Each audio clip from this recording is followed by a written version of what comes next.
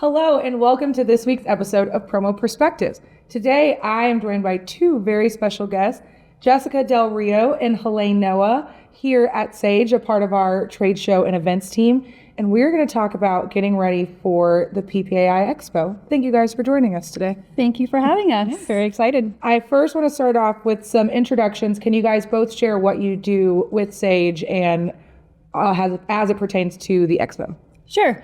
So my name is Jessica Del Rio. I am the Director of Trade Shows and Events at Sage.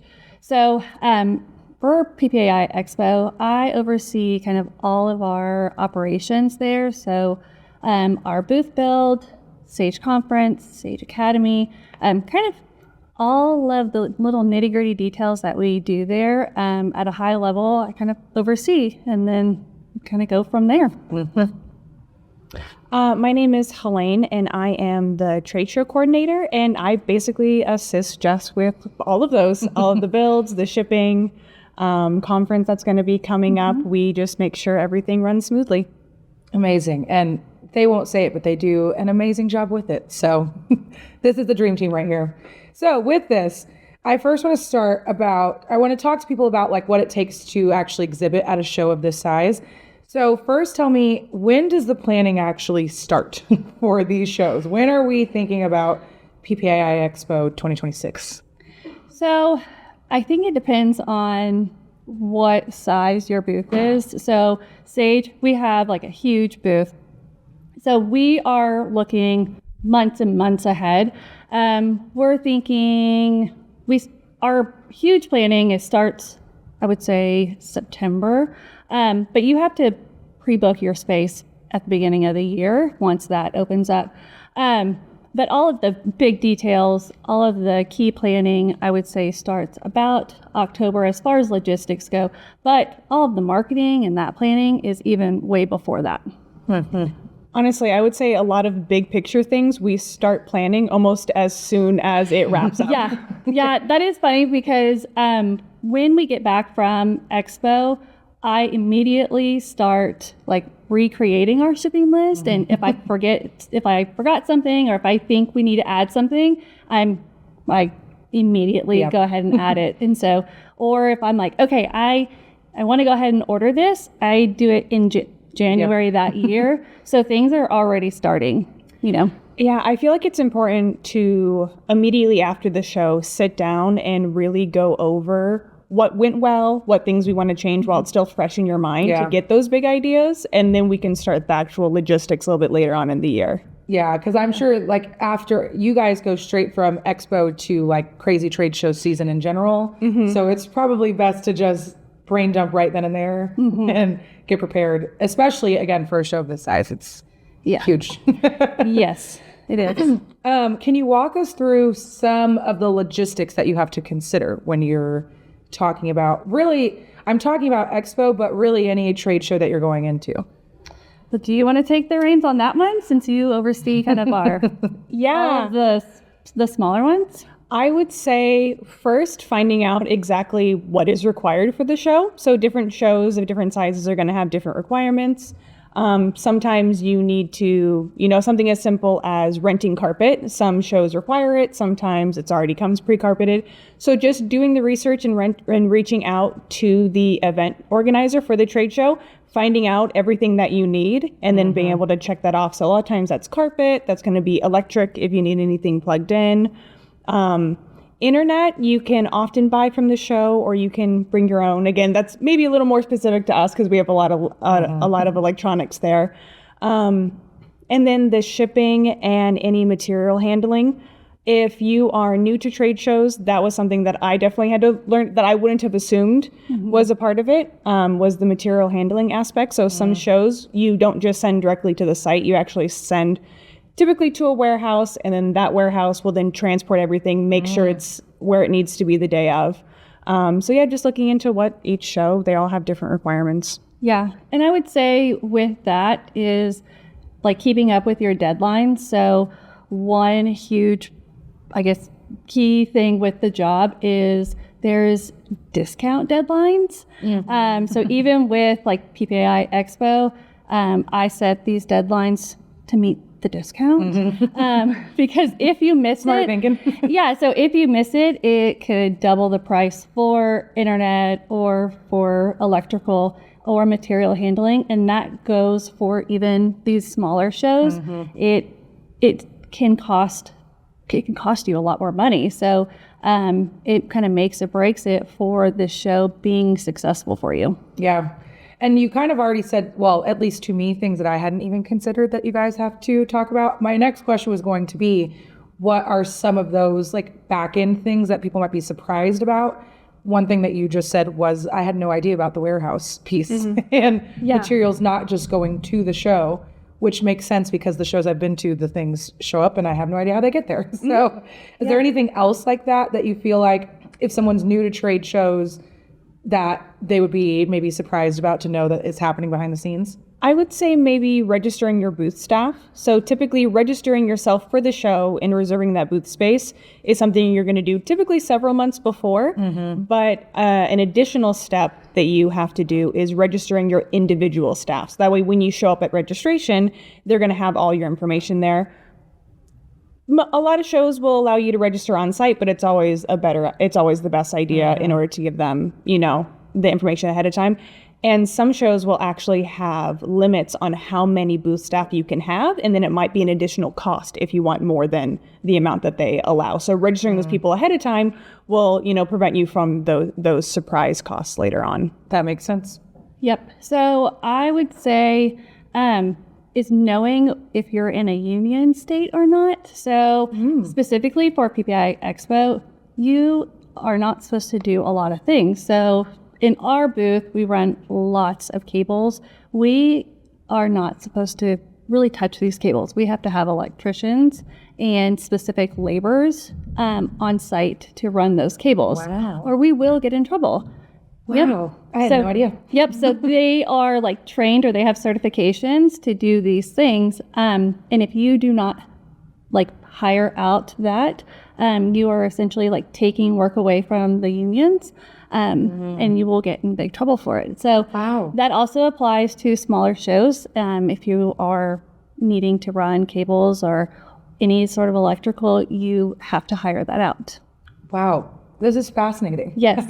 No clue. Yeah. And so one other thing is carpet. So sometimes they hide the fact that carpet could be provided, and you may accidentally purchase carpet and you don't need it. So just always kind of be mindful of what's included in your booth. You may not have to buy it. Sometimes the show provides it. So just kind of being aware of what is included. Wow. Those both surprised me. I'll say that much. Yeah. Okay. Now walk me through a day in the life at a show. And we can keep it expo specific. So tell me what a day in the life is like for each of you. I'm very interested to hear what you guys have to say. Obviously, I've seen it with my own two eyes, but I would love to hear your perspective. Well, I would say our days probably look very different. Mine is probably phone call based. You're going to see me here, there, and everywhere. So at Expo, I have a fabulous contact at our booth that he's kind of managing the laborers at the booth. But if something happens, I may have to run down there. But then if, we're setting up somewhere else, I may have to be there. Or, let's go look at signage here. Or, we need to go look at this room to make sure it's set up correctly. So mine is solely based on when something is ready to be looked at. If I get a phone call, a text message, mine is kind of all in a waiting game. Yeah. But you're not waiting too long because I know those phone calls come. Yes. And like our booth, we have a pretty set schedule of when things are going to be set up. So I typically know like when the hanging sign is going up so I can make sure the lights are correct, or when the carpet is going down, I can make sure that the carpet is correct, or if the making sure like the electrical is coming out of the right places and the carpet, that kind of stuff. And then typically I get a phone call if the staging is going down in our conference room or at Academy, that kind of stuff. get a heads up when these things are going on. And if I'm not available, then I make another phone call. Amazing. Yeah. So I would say I have a similar schedule when it is the setup days. So that's when we're going to be, it takes several days for our booth to be set up due to the size. And so we typically fly in several days early, and we're normally there on site every day, just making sure everything has arrived. We have the right numbers of everything. Of course, we check all of that when it goes out, but you always got to check it when it comes in too. So we're making sure everything came in correctly. We have all of our equipment, everything, is staying on schedule. And so those days start pretty early. And then once the actual show has started, my role tends to be back in Sage Academy. And back there, again, the days leading up to it, I'm making sure that all of our equipment is there, that we have internet, that we have our projector running, that we have someone managing the AV for us. And then on a day-to-day basis, it's just making sure we have everything that we ordered coming out on time, because there are some things that we order through the hotel if we're offering coffee or breakfast or anything. And then from there, I just manage the speakers that come in throughout the day and do the different sessions. I make sure we have the next speaker lined up, because sometimes they can get caught talking to people at the booth. So I make sure 15 minutes before that they're there, lined up, mic'd up, presentation is ready, and then also making sure everyone gets their credits when they come in.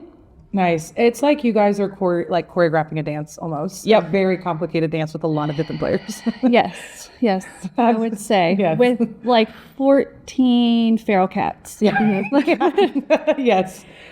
Which brings me to my next question, which is what do you think is the biggest challenge that comes up during the week, or maybe like something that you guys now know with your experience to just be on the watch for, because it could present a challenge at the show later? So what I always say when it comes to an event, and I don't care what type of an event it is, in all of my years of doing this, nothing is ever going to go perfect. We strive for it, but you cannot control the uncontrollable.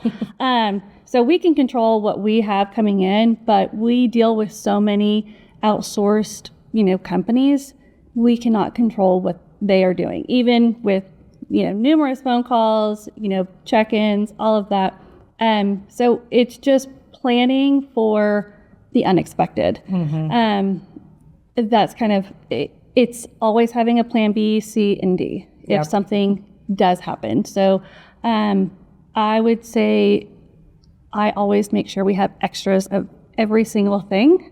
That would kind of be the most difficult thing, is if something breaks on site, being prepared for that. If someone forgets something, being prepared for that. If someone gets sick, being prepared for that. Just having backup plans for everything. Yeah, that makes sense. Anything you would add, Halayne? I would say keep documentation of everything that you not only plan to do, everything that you've packed, anything that you've ordered from other companies or other sources that are going to be providing it to you. Because again, as much as we can prepare and as much as I can plan that this is how it's going to go, there might be a miscommunication along the way. I can say something fun that happened just a few weeks ago is I got a phone call from one of our staff at a show that only half of our carpet was delivered for our booth. And so half of it was carpeted and half of it was just left blank. And I know I ordered all of it. But they were told, hey, we only had it for this, so it's going to be an extra $1,000 if you need to buy it on site. And I said, no. I have my order, I have my invoice, I have my email confirmation, sent it all over. And they said, oh, okay, we're good to go. We'll lay that carpet for you. Amazing. So documentation, very important. Yes. If you are ordering anything, if you have anything scheduled, I would say have the documentation, have it accessible, because you never know when you're going to need it. Yeah. That is fun stuff. That, and I would say having a checklist for everything, being able to, I always like to have like a binder where I can say, here, because I'm not going to be here tomorrow. If that were to happen, if I were to get sick, I have to be able to hand it off. It has to be planned to the point where you can hand it off. So that is my recommendation for pretty much anyone, is plan it to where you can hand it off to someone. Yep. And then last little bit I wanted to talk to you guys about is about kind of the overall experience itself. What are some things that you think can make a really impactful booth situation? Like what helps draw people to a booth? What makes a good and enticing trade show booth? Through going to various trade shows, I would say anything that involves any type of experience or interaction. Like I've seen a lot of booths recently doing like on-site screen printing, so you can actually see it happen right in front of you. So I think anything that can pull someone in, anything hands-on that they can do too, is always going to be a lot more exciting to a passerby. Yeah, I would agree with that. People are getting really creative about that. I think out is kind of the sitting in your booth, waiting for people to come to you. I mean, that's kind of like looking up a website. I mean, I can just walk past your booth, see your company name, and just keep on going, and I can look you up later. But if you have something that entices me to come in, then that's probably where I'm going to walk in. And so that's kind of how we look at like how we're going to market or how we're going to come up with an experience is what's going to draw in someone. And most of the like companies, they're doing experiences. I've seen like sock bars where they're like kind of imprinting like little patches on them, hat bars. So I think every supplier is kind of getting creative with how they're drawing people in. Yeah. And then last question for you guys is, what is your favorite part? Like, what is the most rewarding aspect of putting on these shows? It all comes to an end. Yeah. It's not like accounting. It's not like you do the same thing every single day. There's a start and there's a finish. It's like reading a book. It comes to an end, and then you don't have to look at it for a good long while. So I think that's kind of the beauty of it, is you see your hard work come alive, and then you see it come back down. And I can say that hard work can even be seen as a little quantitative, because at the end of the show, you're going to have so many leads. You're going to have so many people coming up to you and telling you, hey, I was able to make these many connections, or someone else come up and said, hey, this product is exactly what I was looking for. So it's not just all the hard work, but it's actually seeing your hard work paying off at the end of the day. Yeah. Now, I will say on a personal level, when it comes to being in Vegas, my favorite part of the day is when the day does end and then we all meet up and go get dinner afterwards. Yeah, that's true. Because there's some very good food in Vegas. Yeah. I like that part of the day as well. I may personally like a margarita afterwards, but same. I'll join you both for that. Well, thank you so much for joining me today. This was very interesting for just me personally, and I'm sure for everybody else who's listening as well.